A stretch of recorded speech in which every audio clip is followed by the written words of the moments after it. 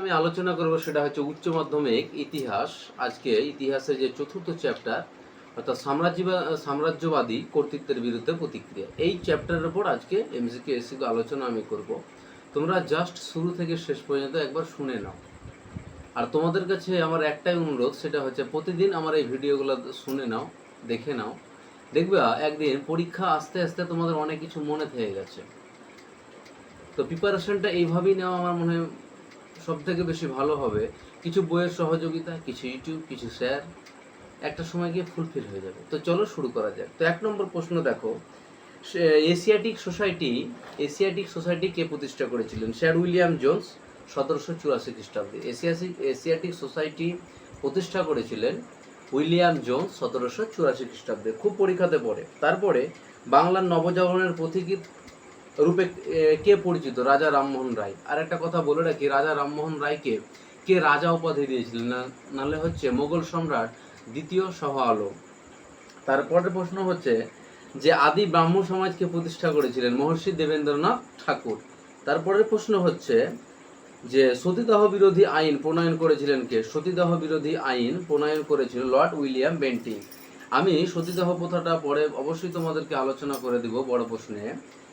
তারপরে হচ্ছে গিয়ে হিন্দু পাইওনিয়ার পত্রিকাটি কে প্রকাশ করেছিলেন? নব্যব্যঙ্গ কারা? এটাও খুব গুরুত্বপূর্ণ একটা প্রশ্ন। বা ইয়ং বেঙ্গল কারা, সেটাও একটা গুরুত্বপূর্ণ প্রশ্ন। তারপরে ইয়ং বেঙ্গল আন্দোলনের নেতৃত্ব কে দিয়েছিলেন? হেনরি লুই ভিভিয়ান ডিরোজিও, বা ডিরোজিও বললেও অসুবিধার কিছু নাই। কালাইডোস্কোপ পত্রিকার সম্পাদক কে ছিলেন? এই কালাইডোস্কোপ পত্রিকার সম্পাদক ছিল হেনরি লুই ভিভিয়ান ডিরোজিও বা ডিরোজিও। বোধোদয় গ্রন্থটির রচয়িতাকে আমরা সকলেই জানি, ঈশ্বরচন্দ্র বিদ্যাসাগর বোধোদয় রচনা করেছিলেন। আর এই বোধোদয় যদি আমরা না পড়তাম তাহলে হয়তো আজকে আমরা এই জায়গাটায় কেউ দাঁড়িয়ে থাকতে পারতাম না। তো বর্তমান ভারত গ্রন্থের রচয়িতাকে? স্বামী বিবেকানন্দ। খুব পরীক্ষাতে আসে প্রশ্নটা, তোমরা নোট করে নাও। স্বামী বিবেকানন্দ বর্তমান ভারত গ্রন্থের রচয়িতা। আর শিকাগো বিশ্ব সম্মেলন হয়েছিল, মানে বিশ্ব ধর্ম সম্মেলন শিকাগোতে হয়েছিল। স্বামী বিবেকানন্দ কবে যোগদান করেছিলেন? 1893 খ্রিস্টাব্দে। রামকৃষ্ণ মিশনকে প্রতিষ্ঠা করেছিলেন? খুব গুরুত্বপূর্ণ একটা প্রশ্ন। রামকৃষ্ণ মিশন প্রতিষ্ঠা করেছিলেন স্বামী বিবেকানন্দ। আর একটা গুরুত্বপূর্ণ প্রশ্ন, সেটা হচ্ছে যতমত ততপথ কথাটি কে বলেছিলেন? নাহলে শ্রী শ্রী রামকৃষ্ণ পরমহংস দেব। পরের প্রশ্ন হচ্ছে যে সতীদাহ প্রথা নিষিদ্ধ হয়েছিল কবে? সতীদাহ প্রথা নিষিদ্ধ হয়েছিল 1829 খ্রিস্টাব্দে। সতীদাহ প্রথাটা ঠিক এরকম যে বিশেষ করে হিন্দু সমাজে একটা বয়স্ক মানুষের সাথে একটা অল্প বয়সী বালিকার বিবাহ দেওয়া হতো, এবং যখন ওই বয়স্ক পুরুষটা মারা যেত তখন তার সঙ্গে ওই মেয়েটাকে, নাবালিকাকে জ্যান্ত অবস্থায় চিতায় ফেলে দেওয়া হতো। এটা নাকি বলে হিন্দু সমাজে প্রচলিত ছিল। এটাই সতীদাহ প্রথা, আর এটাকে রদ করতে চেয়েছিল রাজা রামমোহন রায়। তাই সতীদাহ প্রথা প্রসঙ্গে রাজা রামমোহন রায় আসবে, আর বিধবা বিবাহ আইন প্রসঙ্গে আসবে ঈশ্বরচন্দ্র বিদ্যাসাগর। এটা কিন্তু কেউ গুলিয়ে ফেলবে না, ঠিক আছে? তারপরের প্রশ্ন দেখো যে শুদ্ধি আন্দোলনের প্রবক্তা কে ছিল? শুদ্ধি আন্দোলনের প্রবক্তা ছিল স্বামী দয়ানন্দ সরস্বতী। এবং দক্ষিণ ভারতের বিদ্যাসাগর কাকে বলা হয়? দক্ষিণ ভারতের বিদ্যাসাগর খুব ইম্পর্টেন্ট প্রশ্ন একটা, সেটা হচ্ছে বিরসালিঙ্গম পান্ডুলু বা বিরসালিঙ্গম বললেই হবে। তারপরের প্রশ্ন হচ্ছে আলিগড় আন্দোলনের নেতা কে ছিলেন? খুব গুরুত্বপূর্ণ একটা প্রশ্ন। আলিগড় আন্দোলনের নেতা ছিলেন স্যার সৈয়দ আহমদ খাঁ। আর চীনের চৌঠা মে আন্দোলন হয়েছিল, আমি বলেছিলাম এর আগের ভিডিওতে যে চীনের চৌঠা মে, ফোর্থ মে মুভমেন্ট অ্যাকচুয়ালি। তো 1919 খ্রিস্টাব্দে হয়েছিল, সেটা চৌঠা মে হয়েছিল।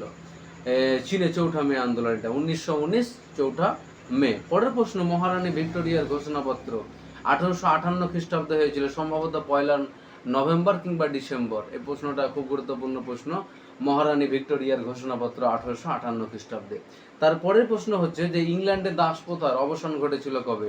ইংল্যান্ডে দাস প্রথার অবসান ঘটেছিল 1833 খ্রিস্টাব্দে। আর একটা গুরুত্বপূর্ণ প্রশ্ন হচ্ছে যে হিন্দু কলেজ কবে প্রতিষ্ঠিত হয়েছিল? হিন্দু কলেজ প্রতিষ্ঠিত হয়েছিল 1817 খ্রিস্টাব্দে। পরের প্রশ্ন, আত্মীয় সভা কে প্রতিষ্ঠা করেছিল? আত্মীয় সভা প্রতিষ্ঠা করেছিল রাজা রামমোহন রায় 1828 খ্রিস্টাব্দে। তারপরের প্রশ্ন হচ্ছে যে পাশ্চাত্য শিক্ষার ম্যাগনা কার্টা, খুব গুরুত্বপূর্ণ একটা প্রশ্ন। পাশ্চাত্য শিক্ষার ম্যাগনা কার্টা কাকে বলা হয় বা কার বক্তব্যকে বলা হয়? সেটা হচ্ছে উডের ডেসপ্যাচ, চার্লস উডের যে ডেসপ্যাচ, সেইটা হচ্ছে পাশ্চাত্য শিক্ষার ম্যাগনা কার্টা। তারপরের প্রশ্ন হচ্ছে ব্রহ্মা নাচে কসাব, ব্রহ্ম নাচে কসাব গ্রন্থের রচয়িতাকে, সেটা হচ্ছে জ্যোতিবা ফুলে। আর একটা গুরুত্বপূর্ণ প্রশ্ন খুব পরীক্ষাতে আসে, সেটা হচ্ছে চুঁয়ে পড়া নীতির বা চুঁয়ে পড়া তত্ত্বের প্রবক্তাকে, টমাস ব্যাবিংটন মেকলে, বা শুধু মেকলে বললেই হবে, চুঁয়ে পড়া নীতি মেকলে বললেই যথেষ্ট। তারপরের প্রশ্ন দেখো, আমি কিছুক্ষণ আগেই বলেছিলাম যে রাজা রামমোহন রায়কে রাজা উপাধি কে দিয়েছিলেন, নাহলে দ্বিতীয় আকবর। তারপরের প্রশ্ন হচ্ছে বাংলা গদ্য সাহিত্যের জনক কাকে বলা হয়, বাংলা গদ্য সাহিত্যের জনক বলা হয় রাজা রামমোহন রায়কে। পরের প্রশ্ন যে চীনে প্রথম প্রজাতন্ত্র প্রতিষ্ঠিত হয়েছিল সেই সালটা কত, তাহলে 1912 খ্রিস্টাব্দে চীনে প্রথম প্রজাতন্ত্র প্রতিষ্ঠিত হয়েছিল। আর একটা গুরুত্বপূর্ণ প্রশ্ন, সেটা হচ্ছে আলিগড় কলেজের অধ্যক্ষ কে ছিলেন, থিওডর বেক, থিওডর বেক হচ্ছে আলিগড় কলেজের অধ্যক্ষ। পরের প্রশ্ন ব্রহ্মানন্দ উপাধি কে নিয়েছিলেন, ব্রহ্মানন্দ উপাধি নিয়েছিল কেশবচন্দ্র সেন।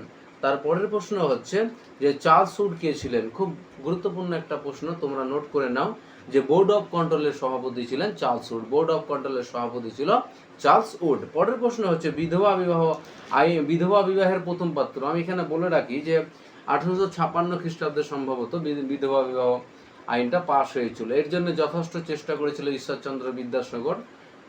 তো এখানে কি হয়েছিল যে বিধবা বিবাহ যখন প্রচলন করা হচ্ছে, আইনটা যখন চালু হচ্ছে, তখন বিধবা বিবাহের জন্য প্রথম বিধবা মহিলা আর একজন পুরুষের বিবাহ হচ্ছে, সেটার গুরুত্বপূর্ণ একটা বিষয়। অর্থাৎ বিধবা বিবাহের প্রথম পাত্র কে ছিলেন, সেটা হচ্ছে শ্রী চন্দ্র বিদ্যারত্ন, আর প্রথম পাত্রী ছিল কালীমতী দেবী। খুব গুরুত্বপূর্ণ একটা তথ্য তোমাদেরকে আমি দিলাম। তারপরের প্রশ্ন হচ্ছে তত্ত্ববোধিনী পত্রিকার সম্পাদক কে ছিলেন, মহর্ষি দেবেন্দ্রনাথ ঠাকুর। অ্যাকচুয়ালি রবীন্দ্রনাথ ঠাকুরের বাবা ছিলেন মহর্ষি দেবেন্দ্রনাথ ঠাকুর। পরের প্রশ্ন হচ্ছে 3 আইন পাস কবে হয়েছিল, তোমরা সকলেই জানো 3 আইন পাস হয়েছিল 1872 খ্রিস্টাব্দে। জীব জ্ঞানে শিব সেবার কথা কে বলেছিলেন, জীব জ্ঞানে শিব সেবার কথা কে বলেছিলেন, শ্রী রামকৃষ্ণ পরমহংস দেব জীব জ্ঞানে শিব সেবার কথা বলেছিলেন। আর গুরুত্বপূর্ণ একটা প্রশ্ন, সেটা হচ্ছে অকালি আন্দোলন শুরু হয়েছিল কবে, না 1920 খ্রিস্টাব্দে অকালি আন্দোলন শুরু হয়েছিল। এই প্রশ্নটা খুব আসে, যেটা আমি এখন বলছি। ইন্ডিয়ান মিরর পত্রিকার সম্পাদক কে ছিলেন, যারা মাধ্যমিক দিয়েছো, যারা আমার কাছে হয়তো পড়েছিল মাধ্যমিকে, এইসব প্রশ্নগুলো খুব আছে, কোন পত্রিকার সম্পাদক কে। তো ইন্ডিয়ান মিরর পত্রিকার সম্পাদক হচ্ছে কেশবচন্দ্র সেন। আর ভারতের দাসত্ব প্রথা রদ করেছিলেন কে, জর্জ অকল্যান্ড ভারতের দাসত্ব প্রথা রদ করেছিলেন। আর একটা গুরুত্বপূর্ণ প্রশ্ন হচ্ছে সত্যার্থ প্রকাশ গ্রন্থ কে রচনা করেছিলেন, স্বামী দয়ানন্দ সরস্বতী। তারপরে প্রশ্ন গোলামগিরি, তোমরা লিখে নাও প্রশ্নটা, একদম স্টার চিহ্ন দাও, প্রশ্নটা খুব ইম্পর্টেন্ট। গোলামগিরি গ্রন্থের রচয়িতাকে জ্যোতিবা ফুলে। অস্ত্র আইন কবে পাশ হয়েছিল, নাহলে 1878 খ্রিস্টাব্দে লর্ড লিটন পাশ করিয়েছিলেন, আমি বলে দিলাম লর্ড লিটন 1878 খ্রিস্টাব্দে। পরের প্রশ্ন মুসলিম সমাজের রাজা রামমোহন রায় কাকে বলা হয়, শের সৈয়দ আহমদ খানকে বলা হয় মুসলিম সমাজের রাজা রামমোহন রায়। চীনে শত দিবসের সংস্কার কে চালু করেছিলেন, চীনে শত দিবসের সংস্কার, অ্যাকচুয়ালি শত দিবসের সংস্কারটা কি সেটাও আমি বলবো। তো চীনের শত দিবসের সংস্কার চালু করেছিলেন চীনা সম্রাট সেই সময় ছিলেন কে, কুয়াংশু। তারপরের প্রশ্ন যে 4 মে 1919 খ্রিস্টাব্দে চীনে যে আন্দোলন হয়েছিল, সেই আন্দোলনের স্লোগান ছিল কি, তাহলে সেভ দ্য কান্ট্রি বা জিউ গিয়ে বা দেশকে বাঁচাও। তারপরে সীতার বনবাস গ্রন্থের রচয়িতাকে, সীতার বনবাস গ্রন্থের রচয়িতা হচ্ছে ঈশ্বরচন্দ্র বিদ্যাসাগর। তো তারপরে কিছু প্রশ্ন আছে ইম্পর্টেন্ট, সেটা হচ্ছে মেট্রোপলিটন ইনস্টিটিউশন কে প্রতিষ্ঠা করেছিলেন, ঈশ্বরচন্দ্র বিদ্যাসাগর। ডিরোজিওর অনুগামী যারা ছিল তাদেরকে কি বলা হতো, ইয়াং বেঙ্গল বা নব্য বেঙ্গ। ঠিক আছে, প্রশ্নটা খুব পড়ে পরীক্ষাতে। প্রার্থনা সমাজের প্রতিষ্ঠাতাকে, আত্মারাম পাণ্ডুরঙ্গ। প্রার্থনা সমাজের প্রতিষ্ঠাতা হচ্ছে আত্মারাম পাণ্ডুরঙ্গ।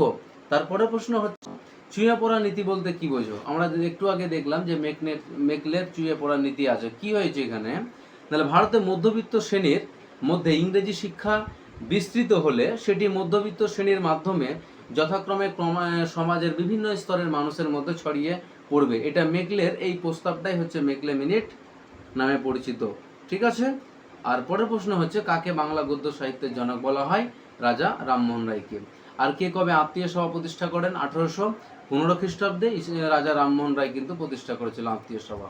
পরের প্রশ্ন আমরা দেখে নিব কি, যে কোন গভর্নর জেনারেল অ্যাংলিসিস্ট ওয়ারেন্টালিস্ট বিতর্কের অবসান ঘটিয়েছিলেন, সেটা হচ্ছে বড়লাট লর্ড উইলিয়াম বেন্টিং। খুব গুরুত্বপূর্ণ একটা প্রশ্ন আমি তোমাদেরকে বলে দিলাম। তারপরে প্রশ্ন, দলিত কাদেরকে বলা হয়? দলিত হচ্ছে ব্রিটিশ শাসনকালে শোষিত এবং নির্যাতিত পিছিয়ে পড়া সম্প্রদায়কে বলা হতো দলিত। খুব ইম্পর্টেন্ট প্রশ্ন একটা। তারপরে প্রশ্ন হচ্ছে, কে কবে কেন রামকৃষ্ণ মিশন প্রতিষ্ঠা করেছিলেন? আমি বলি যে স্বামী বিবেকানন্দের গুরুদেবের নাম হচ্ছে শ্রী রামকৃষ্ণ পরমহংস দেব, এবং সেই দেবের আদর্শকে মানে শ্রী রামকৃষ্ণ পরমহংস দেবের আদর্শকে বাস্তবায়িত করার জন্য বিবেকানন্দ 1897 খ্রিস্টাব্দে রামকৃষ্ণ মিশন প্রতিষ্ঠা করেছে। আর উদ্দেশ্য ছিল সেটা হচ্ছে জীব সেবার মাধ্যমে শিব সেবা করা। বাস। তারপরের প্রশ্ন কি, যে কেরালায় কে অস্পৃশ্যতার বিরুদ্ধে শক্তিশালী আন্দোলন গড়ে তুলেছিলেন? সেটা হচ্ছে শ্রী নারায়ণ গুরু। তারপরের প্রশ্ন, কারা নব্যব্যঙ্গ বা ইয়াং বেঙ্গল নামে পরিচিত? খুব গুরুত্বপূর্ণ প্রশ্ন এটা একটা, মানে হেনরি লুই ভিভিয়ান ডিরোজিওর নব্যব্যঙ্গ নামে পরিচিত, নাহলে হেনরি লুই ভিভিয়ান ডিরোজিওর অনুগামী যারা ছিল তাদেরকে ইয়ং বেঙ্গল বা নব্যব্যঙ্গ নামে পরিচিত।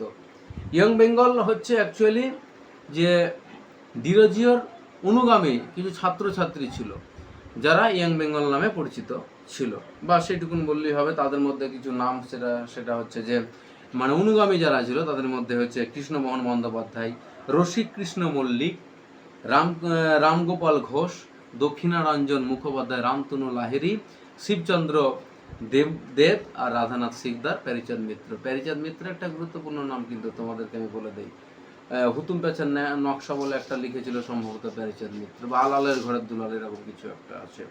তারপরে প্রশ্ন দেখো, যে কে কবে আলিগড় অ্যাংলো ওরিয়েন্টাল কলেজ প্রতিষ্ঠা করেছিলেন? নাহলে শের সৈয়দ আহমদ খান 1875 খ্রিস্টাব্দে। বাস, এই গেল দিক। আর কিছু প্রশ্ন, সেটা যে পার্সি পয়াকার রদন্ত সহসী। পার্সি কাদের বলা হয়? নাহলে ভারতের পশ্চিম উপকূলে একদল জরাথুস্ট ধর্ম অবলম্বী ইরানি বসবাস করতো। মানে ভারতবর্ষের পশ্চিম উপকূলে, ভারতবর্ষের 4টা উপকূল, একটা হচ্ছে উত্তর সরকার উপকূল, কঙ্কন উপকূল, করমণ্ডল উপকূল আর মালাবার উপকূল। তার মধ্যে পশ্চিম উপকূল যেটা, পশ্চিম ভারত যদি আমরা যাই, মুম্বাইয়ের সাইডে, ব্যাঙ্গালোর, কর্ণাটক, তারপরে তোমার মহারাষ্ট্রের উপরটা অবশ্য তোমার, এগুলা পুরোটাই মানে পশ্চিম উপকূল ভারতবর্ষের, সমুদ্র তীরবর্তী এরিয়ায় সেটা উপকূল। তাহলে পশ্চিম উপকূলে, ভারতের পশ্চিম উপকূলে একদল জরাথুস্ট ধর্ম অবলম্বী কিছু মানুষ বসবাস করত, আর এরাই কিন্তু পার্সি নামে পরিচিত ছিল। আশা করি বোঝাতে পেরেছি। তারপরের প্রশ্ন, এদের কি বলা হচ্ছে? বদ্ধ সম্প্রদায়, ক্লোজড কমিউনিটি বলা হচ্ছে ইংরেজিতে, ঠিক আছে, বা বদ্ধ সম্প্রদায়। পার্সিদের কি বলা হচ্ছে? পরের প্রশ্ন, দিকু কাদেরকে বলা হতো? একদম মাধ্যমিকের প্রশ্ন। দিকু হচ্ছে যে বহিরাগত যারা আদিবাসী তাদেরকে বলা হচ্ছে দিকু। মানে আদিবাসী অধ্যুষিত অঞ্চলে যে সমস্ত বিদেশিদের অনুপ্রবেশ ঘটতো তাদেরকে দিকু বলা হতো। এরা নানাভাবে আদিবাসীদেরকে ঠগাতো, তাই আদিবাসীরা এদের বিরুদ্ধে ক্ষুব্ধ হয়ে উঠেছিল বা রেগে গিয়েছিল। পরের প্রশ্ন, চুক্তিবদ্ধ শ্রমিক বলতে কি বোঝায়? খুব গুরুত্বপূর্ণ একটা প্রশ্ন, চুক্তিবদ্ধ শ্রমিক। তাহলে চীনের শ্রমিকদের বিদেশে কাজে পাঠানোর আগে, মানে চীনের কিছু শ্রমিক ছিল যারা বিদেশে কাজ করতে যাওয়ার ঠিক আগে এজেন্ট দ্বারা কিছু শ্রমিককে চুক্তিবদ্ধ করা হতো, এবং এই ধরনের শ্রমিকরাই হচ্ছে চুক্তিবদ্ধ শ্রমিক নামে পরিচিত। আর শত দিবসের সংস্কার, আমি কিছুক্ষণ আগে বলেছিলাম যে চীনা সম্রাট কোয়াংশু শত দিবসের সংস্কার চালু করেছিলেন। কি বিষয়টা দেখো, তাহলে চীনা সম্রাট কোয়াংশু 1898 খ্রিস্টাব্দের 11ই জুন একটা সংস্কারনামা ঘোষণা করেন, আর এই সংস্কার প্রায় 100 দিন চলেছিল, যার জন্যে এটা শত দিবসের সংস্কার নামে পরিচিত, আর কিছু না। আর পরের প্রশ্ন, মেকলে মিনিট কি? আমি আগেও বলেছি, আবারও বলে দিচ্ছি, মেকলে মিনিটটা অ্যাকচুয়ালি কি। তাহলে লর্ড বেন্টিংকের আইন সচিব ছিল লর্ড মেকলে, এবং 1835 খ্রিস্টাব্দে তার এক সুপারিশে কোম্পানির প্রদেয় অর্থ, মানে কোম্পানিকে দেওয়া টাকা ভারতীয়দের পাশ্চাত্য শিক্ষার জন্য ব্যয় করার কথা বলেছিলেন, আর এটাই হচ্ছে মেকলে মিনিট। মেকলে মিনিটটা কিছুই না, লর্ড বেন্টিংকের আইন সচিব ছিল মেকলে, আর তিনি 1835 খ্রিস্টাব্দে একটা সুপারিশ করেছিল, এবং সেই সুপারিশে কি হয়েছিল যে শিক্ষার জন্য কিছু টাকা আমাদেরকে ব্যয় করতে হবে, সেটা হচ্ছে মেকলে-মেলিট নামে পরিচিত। আর আত্মীয় সভা কে কবে কি উদ্দেশ্যে প্রতিষ্ঠা করেছিলেন আমি আগেই বলছি, রাজা রামমোহন রায় 1828 খ্রিস্টাব্দে কলকাতায় প্রতিষ্ঠা করেছিলেন। উদ্দেশ্য ছিল সামাজিক এবং ধর্মীয় কুসংস্কারের বিরুদ্ধে সোচ্চার হয়ে ওঠা, মানে মানুষকে ঐক্যবদ্ধ করে তোলা। আচ্ছা, ডিরোজিও স্মরণীয় কেন? ডিরোজিও কেন স্মরণীয়? আমি সব থেকে গুরুত্বপূর্ণ একটা কথা, যে হিন্দু কলেজ, এই হিন্দু কলেজের ইংরেজি সাহিত্য এবং ইতিহাসের তরুণ অধ্যাপক ছিলেন এই হেনরি লুই ভিভিয়ান ডিরোজিও, এবং তিনি তীক্ষ্ণ বুদ্ধিসম্পন্ন একজন মানুষ ছিলেন এবং স্বাধীন যুক্তিবাদী মনোভাব গড়ে তুলতে তিনি সাহায্য করেছিলেন। তার শিষ্যরা ইয়ং বেঙ্গল নামে পরিচিত ছিলেন। এগুলাই হচ্ছে তার কৃতিত্ব বা তাকে স্মরণীয় আমরা রাখি এই জন্য। আর একটা গুরুত্বপূর্ণ প্রশ্ন, সেটা হচ্ছে ডিরোজিওর অনুগামী দুজন শিষ্যের নাম, রামতনু লাহিড়ী আর রাধানাথ সিকদার। বাস, পরের প্রশ্ন আমরা দেখব যে সতীদাহ প্রথা কে কবে কার প্রচেষ্টায় নিষিদ্ধ হয়। খুব গুরুত্বপূর্ণ প্রশ্ন। তোমরা ইতিহাস পড়ছো সাম্রাজ্যবাদী কর্তৃত্বের বিরুদ্ধে প্রতিক্রিয়া এই চ্যাপ্টারে, যদি সতীদাহ প্রথার বিধবা বিবাহ না জানো, আমার মনে হয় যে এই চ্যাপ্টারটা পড়া বৃথা। কাজেই এটুকুন তোমাদেরকে শুনতে হয় মনোযোগ সহকারে। কি হলো, যে রাজা রামমোহন রায় 1829 খ্রিস্টাব্দে, সেই সময় বড়লাট ছিলেন লর্ড উইলিয়াম বেন্টিং। তার মানে উইলিয়াম বেন্টিং ছিলেন বড়লাট, আর রাজা রামমোহন রায়ের প্রচেষ্টায় এটা একটা সময় নিষিদ্ধ হয়, মানে 1829 খ্রিস্টাব্দে। কি হয়েছিল, যে যদি কেউ এই সতীদাহ প্রথা, মানে আইন পাশ হয়ে গেল যে সতীদাহ প্রথার অর্থটা হচ্ছে যে একটা বয়স্ক পুরুষের সাথে অল্প বয়স্ক একটা নাবালিকার বিবাহ দেওয়া। এটা যদি আইন পাশ হওয়ার পরে যদি কেউ এটা করে, মানে এই কাজের সঙ্গে যুক্ত থাকে, তাহলে কি হবে, তার শাস্তি হবে। এই হচ্ছে সতীদাহ প্রথা রদ হয়েছিল 1829 খ্রিস্টাব্দে রাজা রামমোহন রায়ের প্রচেষ্টায়। অবশ্য লর্ড উইলিয়াম বেন্টিং সাহায্য করেছিল সেটাকে আইনে রূপান্তরিত করার জন্য বা আইনে পাশ করার জন্য। আচ্ছা, 3 আইনটা কি, যেটা আমি কিছুক্ষণ আগে বললাম, 3 আইন কিছুই না, 1872 খ্রিস্টাব্দে পাশ হয়েছিল। সেটা কি, নাহলে বাল্য বিবাহ নিষিদ্ধ, 1 নম্বর কথা। 2 নম্বর বহু বিবাহ নিষিদ্ধ করা, আর অসমবর্ণ বিবাহ আইন সিদ্ধ করা। তো বাল্য বিবাহ নিষিদ্ধ করা 1 নম্বর, 2 নম্বর বহু বিবাহ নিষিদ্ধ করা, আর 3 নম্বর হচ্ছে অসমবর্ণ বিবাহ নিষিদ্ধ করা। এই হচ্ছে 3 আইন। 3 আইন বোঝা গেছে আশা করি। তারপরের প্রশ্ন, যে প্রার্থনা সমাজ কে কবে কোথায় প্রতিষ্ঠা করেছিলেন? বোম্বাইয়ে প্রতিষ্ঠা করেছিলেন আত্মারাম পাণ্ডুরঙ্গ 1867 খ্রিস্টাব্দে। বোম্বাই ঠিক 1996 খ্রিস্টাব্দে সম্ভবত। বোম্বাই এবং মাদ্রাজ চেন্নাই হচ্ছে, আর মুম্বাই হচ্ছে 1996 খ্রিস্টাব্দের পর থেকে। একটা নতুন একটা তথ্য তোমাদেরকে আমি দিলাম। পরের প্রশ্ন দেখো, যে প্রার্থনা সমাজের কয়েকজন নেতার নাম, যেমন আত্মারাম পাণ্ডুরঙ্গ, মহাদেব গোবিন্দ রানাডে, তারপরে যে রামকৃষ্ণ ভান্ডারকর প্রমুখ। যতমত ততপথ কথাটি কে বলেছিলেন আমি বলেছি, তোমরা কমেন্ট সেকশনে গিয়ে অ্যান্সারটা দেওয়ার চেষ্টা করো। পরের প্রশ্ন হচ্ছে আর্য সমাজ কে কবে কোথায় প্রতিষ্ঠা করেছিলেন? এটাও কিন্তু স্বামী দয়ানন্দ সরস্বতী 1875 খ্রিস্টাব্দে বোম্বাইয়ে করেছিল প্রতিষ্ঠা। বা শুদ্ধি আন্দোলন অ্যাকচুয়ালি কি? শুদ্ধি আন্দোলনটা হচ্ছে যে স্বামী দয়ানন্দ সরস্বতী এই শুদ্ধি আন্দোলনে বলতে কি বোঝাচ্ছে, যে ভারতীয় অহিন্দু এবং ধর্মান্তরিত হিন্দুদের পুনরায় হিন্দু ধর্মে দীক্ষা নিতে আহ্বান জানিয়ে যে আন্দোলন করা হয়েছিল সেটা হচ্ছে শুদ্ধি আন্দোলন নামে পরিচিত। এর উদ্যোক্তা কিন্তু স্বামী দয়ানন্দ সরস্বতী, মনে রাখিও। আর একটা গুরুত্বপূর্ণ প্রশ্ন, সেটা হচ্ছে যে জ্যোতিবা ফুলে কয়েকটা গ্রন্থ লিখেছিল, সেই গ্রন্থগুলির নাম, যেটা হচ্ছে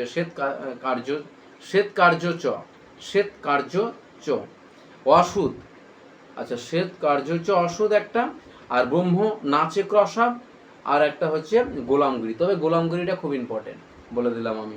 পরের প্রশ্ন হচ্ছে যে ভারতের থিওসফিক্যাল সোসাইটির প্রধান কার্যালয় কোথায় ছিল? ভারতের পানপুরুষ কে ছিলেন? খুব গুরুত্বপূর্ণ প্রশ্ন। প্রধান কার্যালয় ছিল মাদ্রাজের আদিয়ারাতে ছিল, মাদ্রাজের আদিয়ারাই এই তোমার ভারতের থিওসফিক্যাল সোসাইটির প্রধান কার্যালয়। আর পানপুরুষ ছিল সেটা হচ্ছে শ্রীমতী অ্যানি বেসান্ত, খুব গুরুত্ব, যিনি হোম রুল আন্দোলনের সাথে সম্ভবত যুক্ত ছিলেন। পরের প্রশ্ন, স্বামী দয়ানন্দ সরস্বতীর লেখা কয়েকটি গ্রন্থের নাম। আমি বলেই দিয়েছি যে সত্যার্থ প্রকাশ স্বামী দয়ানন্দ সরস্বতীর লেখা একটা গ্রন্থ। আর একটা গ্রন্থ সেটা হচ্ছে বেদ ভাষা, খুব পরে পরীক্ষাতে অনেক সময় টাফ প্রশ্ন করে, তখন এই বেদ ভাষাটা দিয়ে দেয়। বেদ ভাষা স্বামী দয়ানন্দ সরস্বতী। তারপরের প্রশ্ন হচ্ছে জ্যোতিবা ফুলে কে ছিলেন? তার প্রতিষ্ঠিত বিখ্যাত প্রতিষ্ঠানটির নাম। জ্যোতিবা ফুলে তোমরা জানো গোলামগিরি গ্রন্থটা লিখেছিল, অ্যাকচুয়ালি ইনি ছিলেন মহারাষ্ট্রের একজন বিখ্যাত সমাজ সংস্কারক। আর তার প্রতিষ্ঠিত বিখ্যাত প্রতিষ্ঠানটির নাম হচ্ছে সত্য সাধক সমাজ। আর একটা গুরুত্বপূর্ণ প্রশ্ন, আমি এই প্রশ্নটা অবশ্য আগে আলোচনাও করেছি, সেটা হচ্ছে যে 4th মে মুভমেন্ট আন্দোলন 1919 খ্রিস্টাব্দে চীনে হয়েছিল। এই আন্দোলনের স্লোগান কি ছিল? জিউ গিয়ে, সেভ দ্য কান্ট্রি, দেশকে বাঁচাও। বাস, এই ছিল আজকে, এই হচ্ছে আলোচনার বিষয়। আশা করি তোমাদের ভিডিওটা ভালো লাগবে। তোমরা যারা আমার এই চ্যানেলে নতুন, অবশ্যই চ্যানেলটিকে সাবস্ক্রাইব করে নাও। তোমাদের সাপোর্ট অবশ্যই আমার প্রয়োজন। তোমাদের এক একটা সাপোর্ট আমার কাছে ভালোবাসা। প্রত্যেকে ভালো থাকো, সুস্থ থাকো এবং সকলকে অসংখ্য ধন্যবাদ ভিডিওটি শুরু থেকে শেষ পর্যন্ত দেখার জন্য।